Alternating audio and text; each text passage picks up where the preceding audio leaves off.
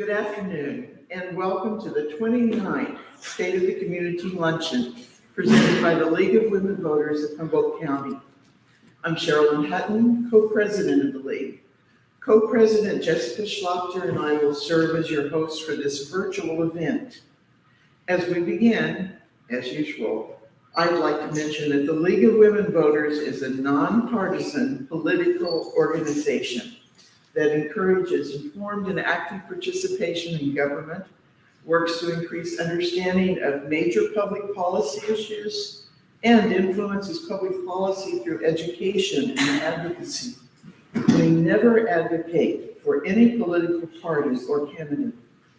The State of the Community Luncheon was created to serve as our main fundraising event and to honor community members who might not otherwise be recognized for all they do for others. These honorees are nominated by the public, and there are always so many wonderful people and groups that it's a difficult decision for our committee to make.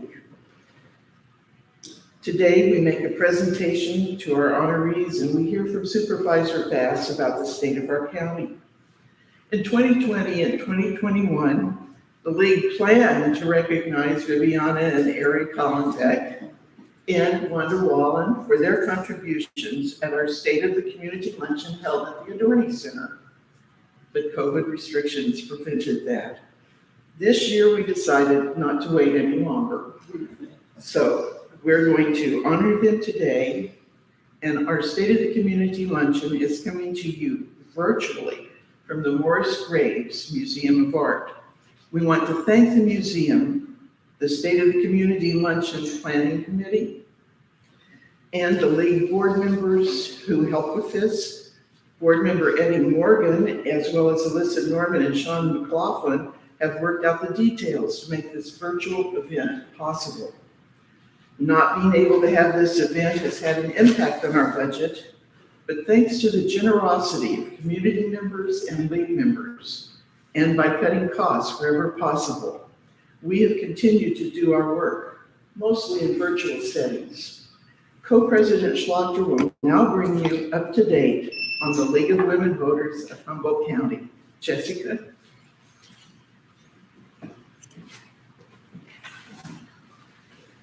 Hello, my name is Jessica Schlachter, and I've been serving as co-president of the League of Women Voters of Humboldt County for the past year, along with Sherilyn Hutton. Becoming president during an ongoing pandemic has been a fascinating experience. We all quickly adapted to meeting virtually, many of us going from using Zoom for the first time to quickly picking up the various controls and leading meetings with ease. As I'm sure many of you experienced in your own Zoom meetings, the past 2 years have been full of technical struggles, calls of "you're muted," glimpses into each other's homes, curious cats headbutting the webcams, and an overall feeling of camaraderie. Even during these unprecedented times, we strive to maintain our usually yearly tasks. In the League, we base all of the advocacy that we do on our positions, so it is vital that those positions are as up to date as possible in order to accurately reflect the needs of our local community. In the 2020-2021 League year, we updated our foster care, Eureka City government, hazardous waste, and public health service positions. In the 2021-22 League year, we updated our housing, land use, and library positions. League Vice President Molly Kate is spearheading a behavioral health study in order to drastically revamp our mental health position.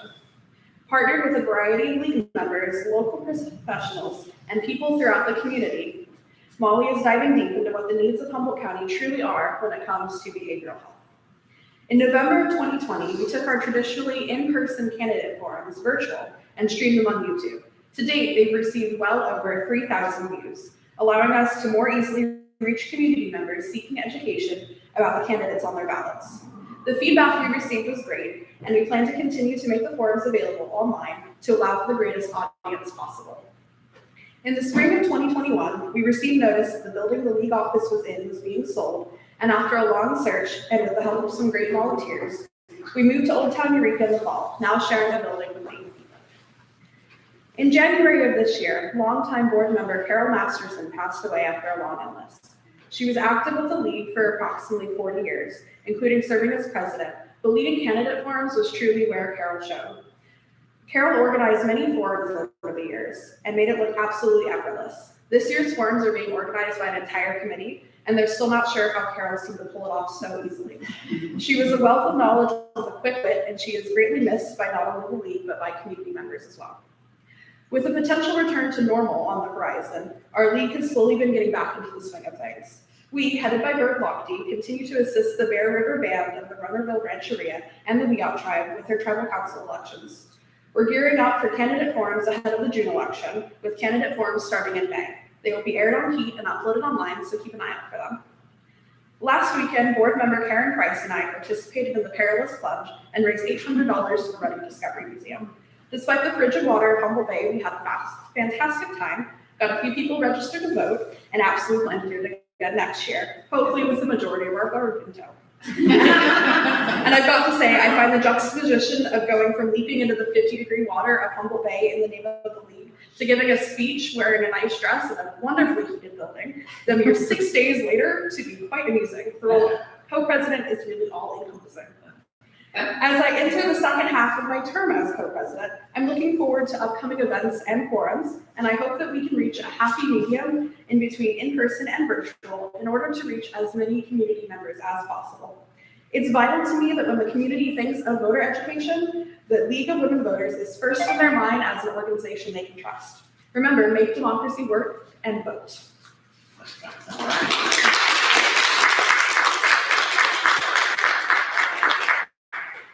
Thank you, Jessica. And just so everyone knows, Jessica won the Rookie of the Year award.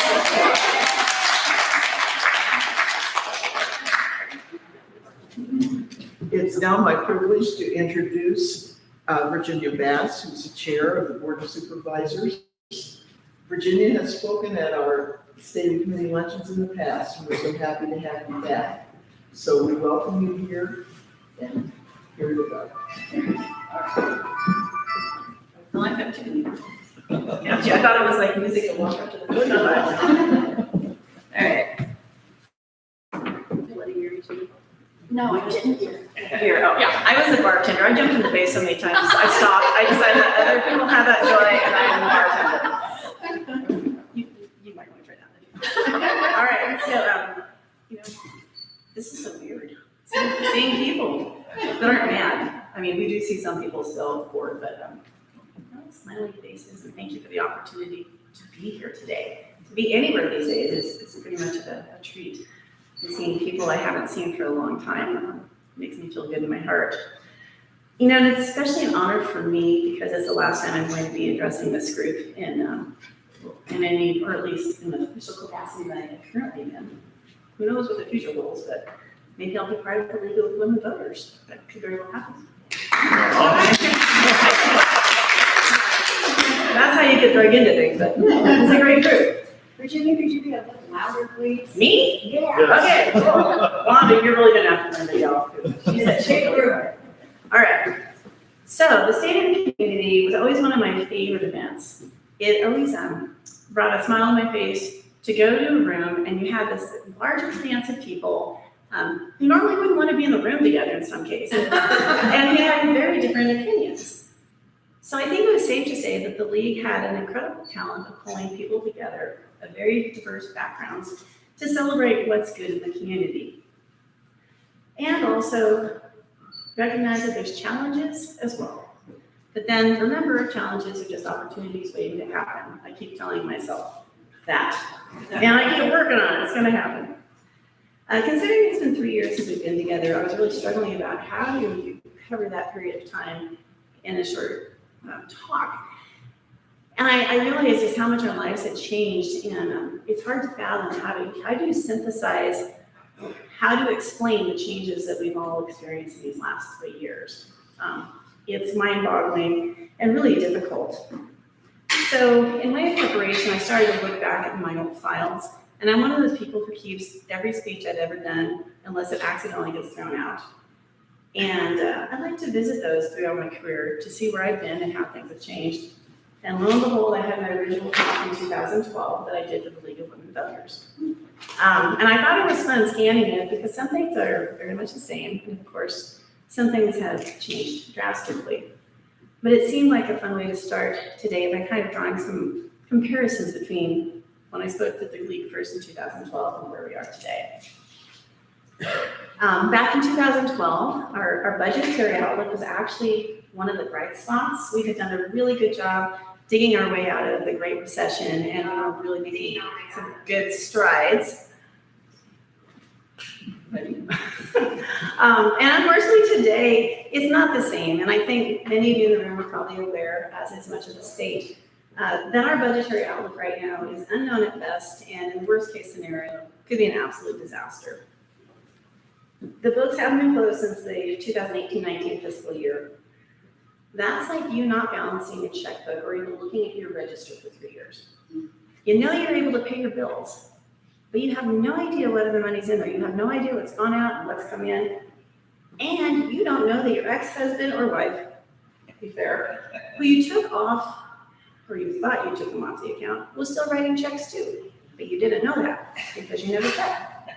And then one day the bank steps in, or in our case, the county, we had the state controller step in, and they tell you, you've got a huge problem. A problem that's not easy to fix, unfortunately. You know, what's worse for the county is that everything else budgeted, that we budget, was built on the end of the year totals we have when the books are closed. So right now we're trying to do budgeting without having any idea what our financial outlook is. And it's really hard in good conscience to allocate funds to departments and good causes that truly need them because we don't know what's there. And it keeps a lot of us up at night. And actually, primarily one of the reasons I chose not to run, because this needs my attention. You know, we have some big issues that we have to deal with, this being the top. You know, as a board, we've tried to deal with this over the last 2 years, offered help, given assistance. Sometimes it feels like begging for compliance, but nothing seems to really happen. And yes, there's a lot of excuses and reasons being talked about, but the fact of the matter is the work as defined in government code has not been done. People at the state level are not happy with us right now. Because it isn't done, we've got some of the following situations that are really going to be impactful to this community. We're 2 years behind in single audits, which places more than $93 million in federal and state funding in jeopardy for local programs. We're 2 years behind on the cost plan. I never heard of a cost plan until I was in government. But what it does is it allows the county to pull down the state and federal funds as reimbursement for us providing internal services such as IT and purchasing to the state and federal programs that we administer. If we don't have that, we're basically doing it for free for the state and the federal government. We're 2 years behind in submitting our financial transaction report to the state controller. We're the only county out of 58 that are in this position. And maybe more troubling is interest hasn't been apportioned in 1.5 years, withholding vital revenue for schools and special districts at a time when every dollar counts. And in my mind, this can be construed as misappropriation of funds because those dollars don't belong to the county. They belong to the special districts. Our poor financial management has created opportunities for fraud and putting real dollars at risk. And maybe the most embarrassing one of all, we need financing to build some of our projects that we have coming up or to finance facilities. So, you know, you go and you get a bond rating. When you go to Moody's and they tell you do not apply because what you get is going to be so bad and it's going to follow you for years, you know you have a problem. And it's, you know, our county's reputation is being marred. And I'm proud of my county, so this really bothers me. I do think the likelihood of losing all those funds is fairly low. At least I certainly hope it is. But the point is that we will lose funds. We have already lost some substantial dollars. And that we need to stop this bleeding. And I'm hopeful that next year during the luncheon, whoever it is that comes to speak to you is able to tell you that things are on the mend and doing better. Yes. Yes, I'm hopeful for change. In 2012, we were struggling in our airport with flights to just 3 destinations. We went to San Francisco, Sacramento, and of course, Crescent City. Doesn't everybody want to go to Crescent City? But it was helpful sometimes. We have a newly formed aviation division or department that works well with current economic development folks. And so we've got some new life breathed into the program. At this moment, we've got flights to San Francisco, Los Angeles, Denver, Las Vegas, and Phoenix and Burbank. The bad news is the aviation industry is still very volatile, and with the prices of gas and the pilot shortage and the lack of a local marketing plan, we're soon faced with the loss of flights to Vegas and Phoenix, which is really just, that's sad. But I'm hopeful that we can find a creative way to hopefully reverse some of those decisions. I can't talk these days, by working with some community members to do a marketing plan so that the airlines know we really have skin in the game. And we have reached out to the Lodging Alliance. They've not been receptive to our request, but I don't give up easily. So I'd like to think that we will be able to restore some of that service. And while I'm here, just thought I'd talk a little bit about civic engagement. It's changed since 2012, what can I say? Increasing the quality and quantity of civic engagement was actually on our radar in 2012. Back then, we wanted to look for different ways to bring the budget process to the community so they could get a better idea of what it is we do. So we had done a process with the Humboldt County Office of Education and Access Humboldt to host a simultaneous meeting in all 5 districts. So it was quite, it was challenging, and it was interesting, and we had people from each location, community members, able to comment. They heard everything at the same time. They were part of the process, and it was interesting. We did this for a couple of years, but we started realizing that it wasn't really increasing the amount of civic engagement like we were wanting it to. So then we began a program of taking the show on the road, so to speak, and we did the budget road shows. Some of you probably sat in on some of those, I would like to think. And in those events, we had various staff members and supervisors go to each county and have community meeting with round tables where our staff members sat, and community members came and were able to talk about how they wanted to see the dollars spent, specifically Measure S. And that actually that won the county one of the California State Association of Counties Challenge Awards. And what the Challenge Award is an award that the counties give to counties for best practices. And it's not just a flash in the pan. You have to make sure that this process is something that gets the results it intended. So that was exciting. But who knew that just a few short years later, the civic engagement is going to explode, thanks to a pandemic, of all things we weren't expecting. And I think everyone can remember those early weeks and months of COVID, where basically everything was shut down. You can't keep government shut down. You have to find a way to keep on going. And I have to say, I didn't even know Zoom was a thing. I thought it was the noise a car made into cartoons. But now it's a common term. You can't get away from it. Even your grandkids want to Zoom you. It's like, face to face. Never miss that. So it took some getting used to, but little by little we adjusted to a different way of meeting. Over time, people got used to watching us on, from the comfort of their homes. Press *9 to raise your hand. Press *6 to unmute. And when I'm chair, at 3 minutes, I'm sorry, thank you, because I believe everyone should have the same amount of time to talk. I catch a lot of flack for that, but people got used to it. Efficiency in government and making sure everyone has the same access to speak to the board. So we worked hard to adapt and keep the county services going, and what I hope is the biggest challenge this community will have to face. I saw 2 things happening in regard to how this increased civic engagement. It made it easier for people who live in the further stretches away from the county to call in and be involved in the issues that are really important to them without having to drive to town. So that was a plus. It also made it much easier for people to tune in the morning and stay with us all day long and comment on all the items. My favorite comments were the ones that had started. Well, I don't know what this item's about, but this is what I think.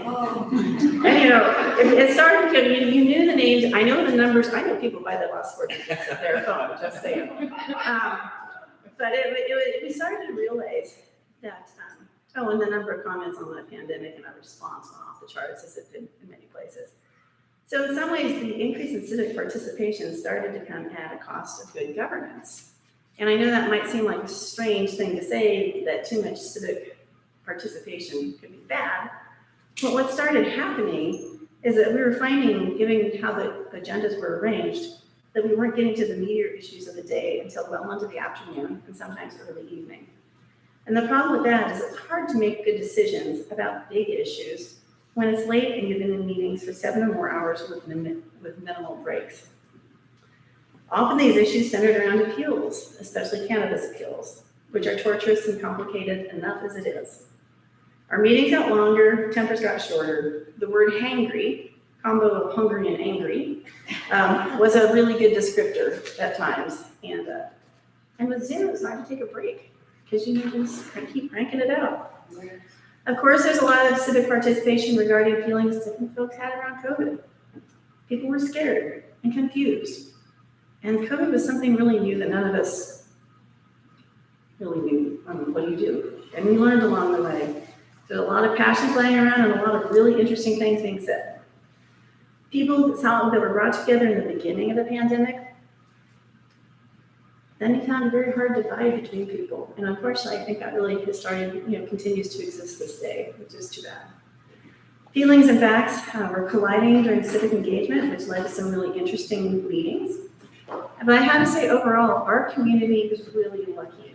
I'm not loud enough. Thank you, Kay. Our community is really lucky because I've seen other communities across the state and across the nation who have had it much worse. I have counterparts in other communities who have death threats, who their families have been threatened, and it's just really sad. So Humboldt County actually, I think we fared better so far than many of the other places.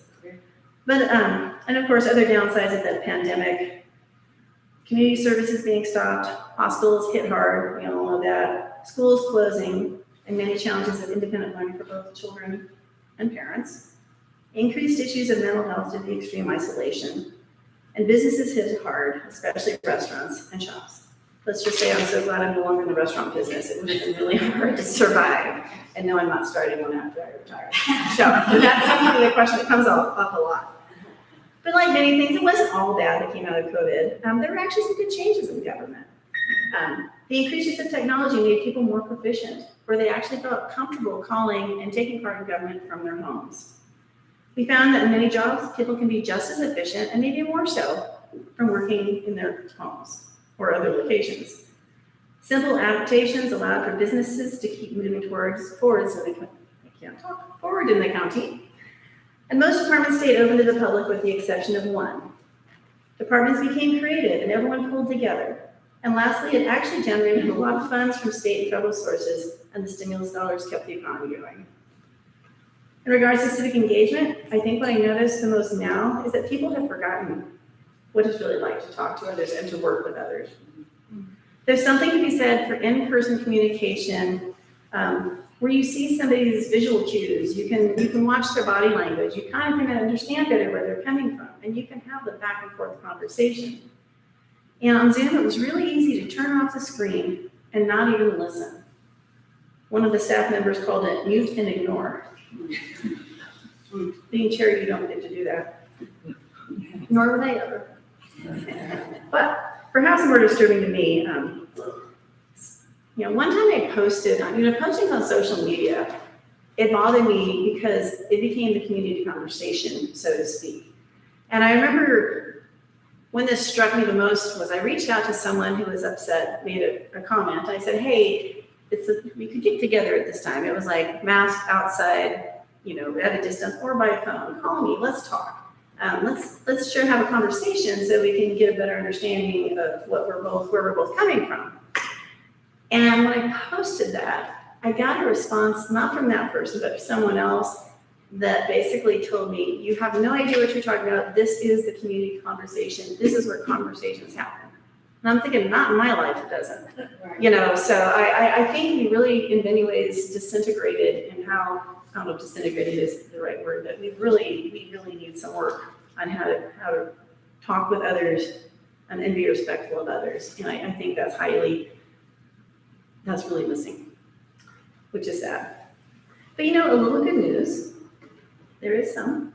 Recently, thanks to Congressman Huffman, we've got some money. We got $5 million to replace the bridge on the trail, the Hammond Trail Bridge. I never say that right. And we also got $218,000 in federal funding through Project Rebound to update the county's comprehensive economic development strategy. As you can imagine, COVID kind of turned things upside down, so those dollars will be well spent.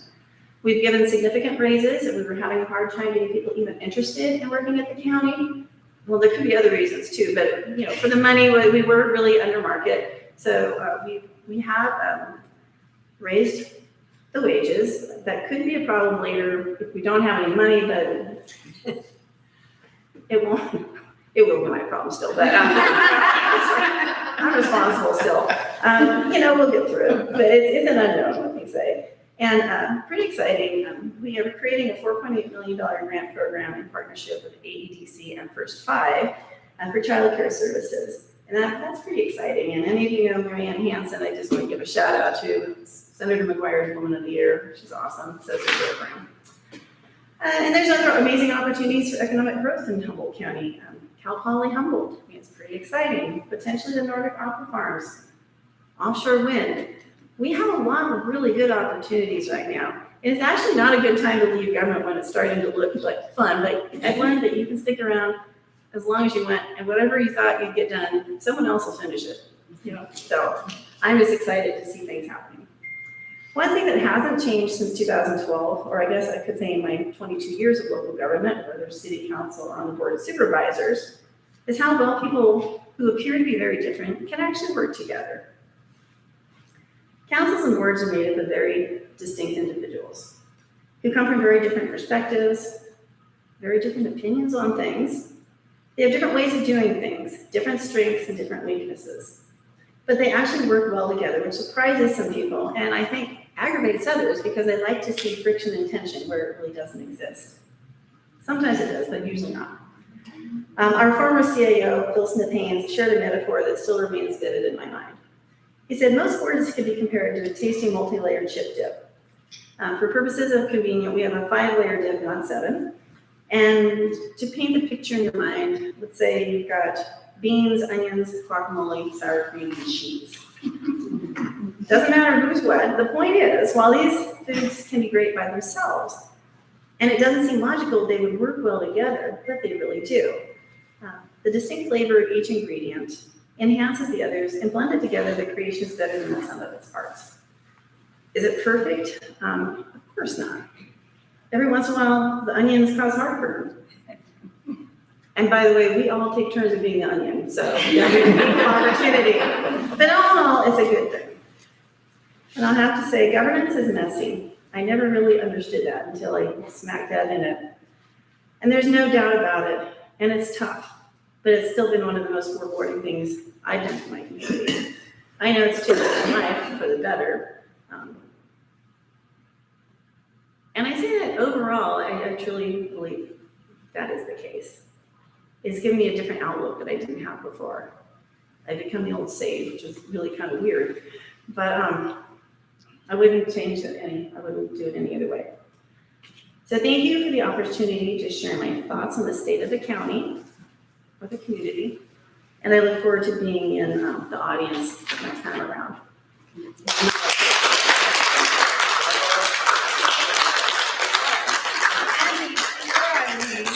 I'm trying to minimize the walking back and forth. I will say that we have certificates up here for both Wanda Wallen and the Hollenbecks from the County of Humboldt, congratulating them on your honor today. President Anderson.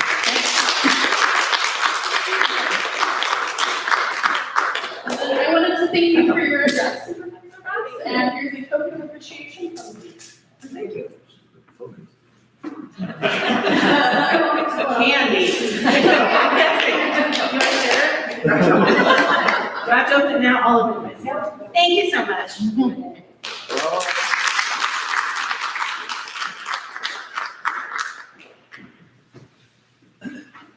I think Virginia would like to present these. Oh, yeah. Sorry, I wrote the first one.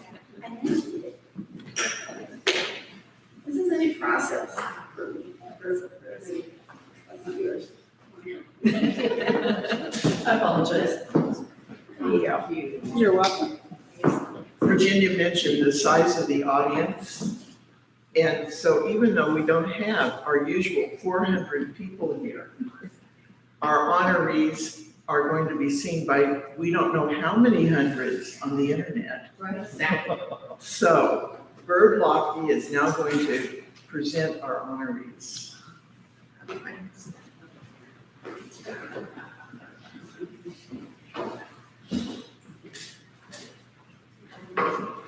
Good afternoon. It's my privilege to introduce to you our honorees this year.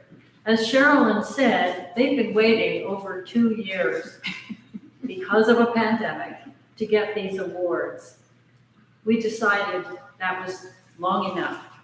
So I'm going to tell you why we think they are so special, and I hope you will congratulate them in whatever way you can. We often read about people who do something special in the community and whose picture appears in the paper. But there are hundreds of other volunteers performing untold numbers of deeds to help people and organizations in Humboldt County with little thought of recognition or thanks. Wanda Wallen is one of these. Wanda was born in Arkansas and lived in Colorado before moving to Blue Lake and then to Eureka. She was a waitress at Stanton's, worked in the sheriff's office for 8 years, and was a troubleshooter for PG&E Gas Service. She has lived in Humboldt County for over 20 years, working outside the home, raising a family. She has a son and a daughter, and also volunteering in many areas. She was a member of Humboldt Cattle Women, providing leadership as president and promoting beef by cooking for various groups. She was instrumental in developing a cookbook that was sold as a fundraiser for the Cattle Women. She is a member of the Redwood Empire Quilters Guild, where she has served on the board in leadership positions, including membership chair, and she is a skilled quilter who has shown her work in various shows. She participates in every part of the process of quilt making and has made quilts that have been donated to bring joy and comfort to many people through hospice and other community organizations. She has also served on the quilt show board, including setup, takedown, marketplace setup, ticket booth, and opportunity quilt raffle ticket sales. When problems arise, Wanda finds solutions and rectifies them, always with humor and grace. In fact, Wanda has always been a problem solver. She told me a story about when she was 15 and her parents went to Reno for a weekend for their anniversary. She wanted to rearrange her bedroom, but the space next to the closet where her bed could go was not long enough. So Wanda spent her weekend taking out the wall at the end of the closet and putting it back a bit farther down the wall, making the closet slightly smaller. With a little paint, she had her bedroom all arranged just as she wanted. Since 2013, Wanda has been a member of Quota International of Eureka, a service club for women who wish to give back to their community. Wanda has provided leadership by serving as president, treasurer, assistant secretary, and newsletter chairman for the Quota newsletter. Wanda was chosen as the Quotarian of the Year in 2016 when she was recognized for her selfless devotion to others and her willingness always to go above and beyond what was expected of her. A fellow Quotarian said of her that she not only has the desire to make things better, she gets in and gets it done. The Cancer Society has been a beneficiary of Wanda's help, where she's been a board member of the Seas Community Fund, which sells Seas candy at the Discovery Shop. This fund benefits local cancer patients. Wanda has been a leader and a dedicated volunteer in the sales room and has worked with others to coordinate schedules and to file necessary reports. She has written a newsletter for the group. She provides leadership as well as being a problem solver. Wanda lives in the freshwater area of Eureka, and this may be where she has spent the most time volunteering.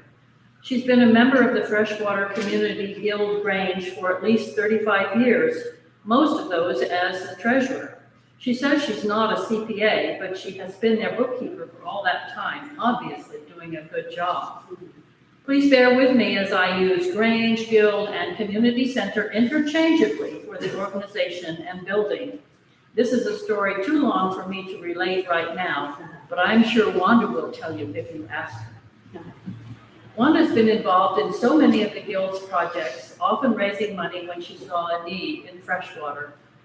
The Guild has helped Garfield School with building and parking lot needs. She has worked with the Booster Club to raise money through a Dutch auction. She's there, at least she was before the pandemic, to raise money by serving breakfast once a month at the Grange. She has personally helped with repairs in the building, using the skills she perfected working with PG&E and through a course at College of the Redwoods. She helped raise money for the speed bumps in freshwater. She's even led exercise classes for seniors through the Guild. When Wanda learns that someone needs assistance, she is the first to volunteer her services. She and her family made friends with Amiko, a Japanese widow of a World War II veteran. For about 30 years, Wanda and her brother helped her, drove her when she needed groceries or to get to appointments. Wanda drove her to Santa Rosa when needed, took her to bingo all the time, helped with her yard work, and made her part of her own family, Amiko's only family in the United States. Having welcomed her into their family and given her comfort and happiness for years, Wanda, her brother, and sister-in-law were there when Amiko died, a month before her 99th birthday in February. Wanda has helped at Mercy Haven in Blue Lake, as well as the launch pad in Eureka. She was an advocate and then a chaperone for the honor flight of veterans to Washington, D.C. a few years ago. Many friends and elders have been appreciative recipients of transportation, meals, and helping hand. Wanda likes networking with people, and she is good at talking with people to help them solve problems. She has helped to have the Grange open on holidays and special occasions, making it a true community center. A friend said of Wanda that she is kind, energetic, unafraid, and effective in everything she does, and that any gathering is enhanced by her positive and happy presence. She herself is a community treasure who loves Humboldt and who is clearly dedicated to making life happier and better for so many in her community. It is our very great pleasure and honor to award our 2022 Civic Contribution Award to Wanda Wallen, Community Volunteer Extraordinaire. I'd like to invite you, Wanda, to come up to receive your award.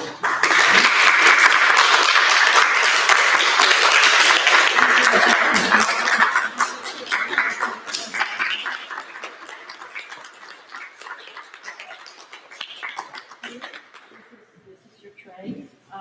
The leaf is, it's hard to read it on there because we're seeing ourselves not at the mirror. But anyway, for all of your contributions to the community, thank you so much. And you have a few minutes to respond if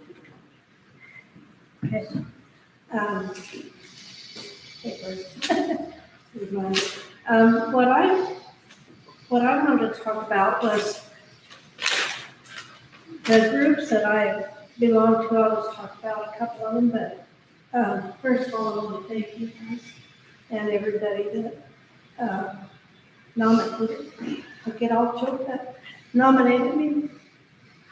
But I want to talk about, like for instance, the Quilters Guild. They help other organizations. They donate quilts to the veterans and hospice, dialysis, Red Cross, and excuse me, North Coast Children's Services, different places. And so by doing that, those quilts mean so much to everybody. And they, like one thank you note we had recently, the man said that God, that he was a veteran and he was on hospice, and he said, we got his quilt, and he says, I want to be buried in this. Anyway, they mean a lot to the people, and they also donate money for Food for People, Adult and Teen Challenge. They kind of partner with them during the quilt shows. Healthy Moms, they donate money and supplies so that those moms can learn to quilt in different fiber arts groups. So what that does, that organization has the people that work in it, and it all ripples out to everybody else. And then in Quota, it's a really small, 7 or 8 now, very small group, used to be big, but they donate every month. We try to donate to Youth Service Bureau, the Launchpad, which is a place where kids, they come from troubled homes, and they would otherwise, who knows, be on the street or whatever, but they live there, and they got a big donation a few years ago and bought the building, a fourplex next to them. And so those kids that would otherwise just be lost in society, they get direction, they have their chores and sharing and responsibilities. They have to either go to school or work. And when they bought the house next door, they were able to not just say, you're 18, you're out. They get to transition like into an apartment and share with others. So it's pretty cool. But we donate to them, and every holiday we put together things for them, like for Christmas and Easter and everything. And so that's Quota, and we also have worked with Mercy's Haven and Blue Lake, where mothers that have had drug problems, that they've been through rehab, and they can live at Mercy's Haven and have their child there, if they have a child. So, and matter of fact, one, graduate from Mercy's Haven lives next door to me now with her child, which I've known now for 5 years. And, she's doing great. She did have another baby, and one girl that was at Mercy's Haven is a paramedic. So she might save your life someday, but otherwise she was on a bad road to, an unsuccessful life as well as her child. Anyway, and Quota also gives out scholarships every year. And, we used to do a fundraiser, Bunko, and of course with COVID, we can't do that anymore.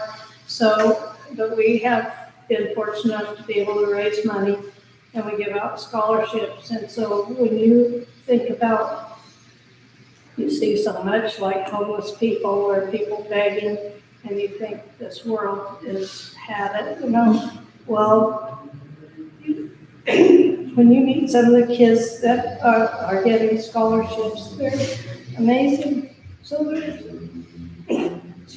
that's still out there. Amazing people, amazing kids. And then the Freshwater Grange and Guild, it's kind of gone back and forth. Like she said, I've been in that a long time, and the building's 150 years old, and so we work on that and have the breakfast every month, which COVID put a stop to that, as well as our fundraising. But what the Freshwater Guild, they do stuff, and Bird mentioned it.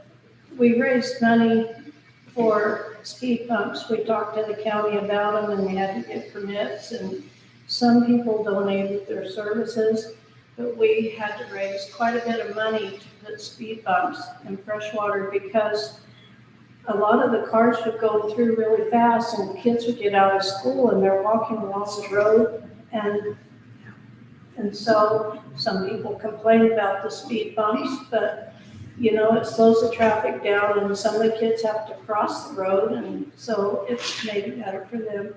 And maybe someday there will be also a pedestrian sign or something, solar panel, I don't know. But anyway, it's made it safer for them. And then the school, we partner with them, like Bert said, and with the Dutch auction, so that gives their booster club money for the kids to be able to do things at the school. And they also use our parking lot, so some kids just cut through the parking lot to go home instead of having to go out on Freshwater Road.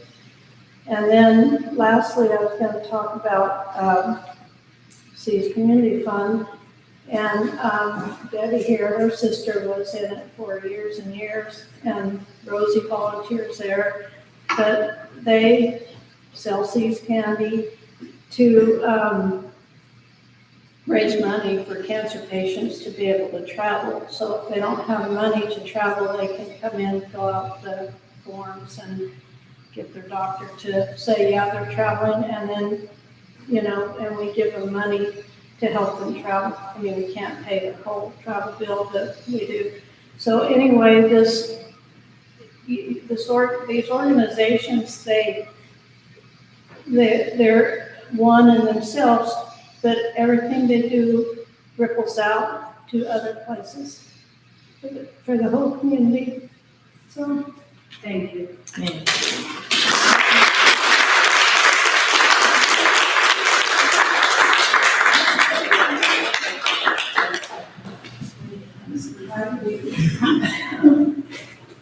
Thank you again, Wanda, for all you do. The Blue Ox Historic Village and School had its beginnings in 1985 when Viviana and Eric Hollenbeck incorporated as a nonprofit on the site of the Blue Ox Millworks in Eureka. Eric Hollenbeck was born in Portland, Oregon, but was raised in Eureka. Viviana was born in Argentina, raised in Southern California, and moved to Eureka in 1975. Together they have 3 daughters who laugh when they say they didn't get dolls to play with. Instead, they received hammers and other tools. Eric left school at 14 years old, and at 15 he started working in the woods. At 19, he was drafted into the Army and served in Vietnam as a radio man. After less than a year, he was sent home when his father died to support his mother and younger brother. He went back to work in the woods in Humboldt County. In 1973, Eric bought a piece of derelict property on Humboldt Bay with a $300 bank loan and a leap of faith from the local building department. He turned it into a salvage logging company that has become, over the years, a full production millwork shop, smithy, foundry, apothecary, print shop, workshops for ceramics and stained glass, and a fabric studio. Now on the same property is the nonprofit organization that encompasses a working history museum, a high school for at-risk kids, a veterans program, and a radio station. Eric talks very honestly about his dyslexia and the fact that he didn't learn to read in school. Because our education system did not serve him well, he understands students who struggle in our schools now. He says, because I'm one of those kids that quit school, I can work with them because I understand them. I've got empathy for them. I couldn't read. That's why I left school. They kept telling me I was stupid. Eric is not stupid. He is very smart. And he knows how to relate to those kids. The result of this is that the Blue Ox School works with at-risk students who learn skills and develop pride in making things with their hands on antique machinery in an amazing workplace. Eric is a master craftsman, and with him at the helm, students learn the joy of craftsmanship. A few years ago, a group of his students were invited to a conference in San Francisco to showcase what they were learning. Their presentation was so successful that they were invited a second time, the only group ever invited back to the conference. Viviana and Eric are partners in their business and in the nonprofit they formed. The Veterans Program they developed helps the veterans return to civilian life by finding a new identity through satisfying work that restores their self-esteem and pride in what they can accomplish. Their first project was to build a replica of the hearse that carried President Lincoln from Washington, D.C. to Illinois. To do this, Eric had to solve a number of problems because all he had to work with was a photograph and an invoice giving the size of the wheels. The veterans successfully built the hearse, and many of them were flown to Illinois to see the procession that reenacted the hearse bringing President Lincoln home. The pride in what they had made helped them to redefine themselves in the civilian society they returned to as veterans. Eric has always been a problem solver, making new parts for machinery when necessary, and learning to replicate the gingerbread found on so many of the old Victorian homes in Eureka and throughout this country. When he discovered he needed a catalog of his products, he decided to find an old printing press and printed his own catalog. Eric may not read well, but he is a storyteller, and he recorded a number of poems and stories about his time in Vietnam. Those stories were made into a play, Radio Man, by playwright James McManus. It was produced at Del Arte Theater in Blue Lake, where many of you may have seen it. Seeing it helped me to understand better what veterans face on the battlefield, and then when returning home to civilian society. The theater and other buildings on the site of the Blue Ox Historic Park have hosted many concerts, dramatic productions, discussions, and other events which have included a haunted house and a May Day celebration. Visitors come from all over the country for tours to see a historic cabin, bunkhouse, and cook shack, as well as the blacksmith shop, the pottery and glass workshops, the foundry, and the family of working machines that date from 1866 to 1948. A self-proclaimed Jippo, or I hope I'm pronouncing that right, the old school slang for independent lumberjacks, Eric has pulled most of the antique machinery out of the blackberry bushes and from abandoned sawmills. I got all the junk nobody wants, he says. Eric is the craftsman and the operator of the machines, but Viviana is by his side, complementing his work by doing all the organizational and paperwork things that are not easy for Eric. They are truly an amazing team. All of these things I've mentioned were the reasons we chose Viviana and Eric and their Blue Ox Historic Park and School for our award in December of 2019. But since that time, another really exciting project has emerged. I'm sure most of you are aware of the Craftsman series to be featured on Magnolia Network. The first episode was shown here in Eureka last month with a red carpet reception to honor Viviana and Eric. This first episode shows Eric, Viviana, and their daughters restoring the old trolley that ran in Eureka years ago, giving the trolley a new life as a beautifully crafted piece of history. Eric speaks about his dyslexia in this program, and Viviana says they have received a great deal of mail thanking him for being willing to talk about it. With 8 more episodes, this series is just one more feather in their caps, bringing fame to Humboldt County, promoting craftsmanship as an honorable profession, speaking honestly about dyslexia, and featuring our beautiful part of the world. Viviana and Eric credit the city and the community that raised and nurtured them with allowing their business and nonprofit to grow as a community asset. They love Humboldt County and are proud to give back through their efforts. It is our very great pleasure and honor to award our 2022 Civic Contribution Award to Eric and Viviana Hollenbeck of the Blue Ox Historic Park and School. I'd like to ask Eric and Viviana to come forward to accept this award for themselves and for Blue Ox Historic Park and School.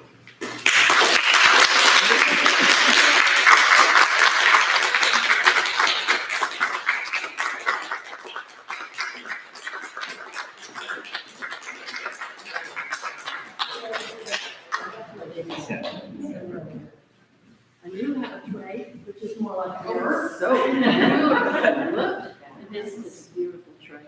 Wow. Which, the league is honoring that. Honoring you for all your civic contribution awards.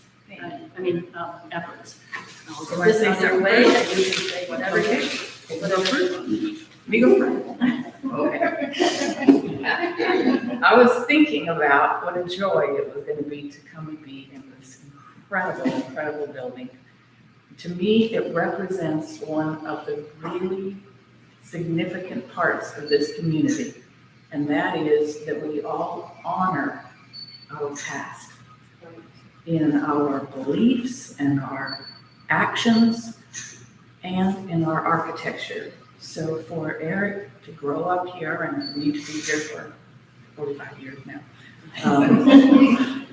it was the nurturing environment that allowed us to maintain that, those attitudes. And then now we're in a position where we are giving back to not only our community by doing all these historic buildings, but we're raising the consciousness of the larger community with the TV series. So thank you to this community.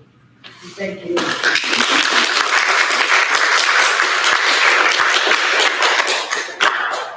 I know that you said that you don't promote any political agenda, but I think it's very important that Viv and I state our political views here. We vote yes on everything, no on everything else, and whatever's left over, maybe.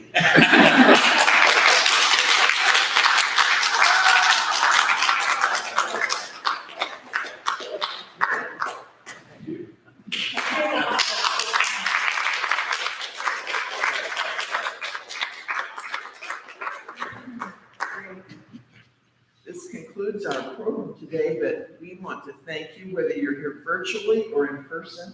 It's been a great State of the Community luncheon, and I've been over those speed bumps slowly. I've seen the play, The Radio Man. We are a community.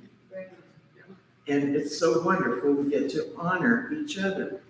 Jessica? We would like to invite everyone to the next year's State of the Community Luncheon. Hopefully it will be in person. We plan for Friday, April 21st at the Adorney Center. So we hope to see everyone there. Thank you for coming.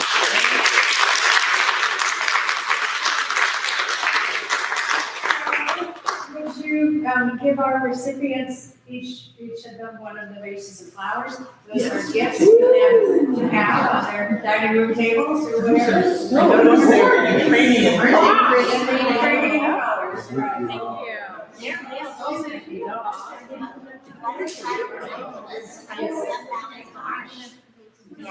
Yes. And they're growing in the sun. At the podium. Well, right, how about right first? And hold your Last. And I want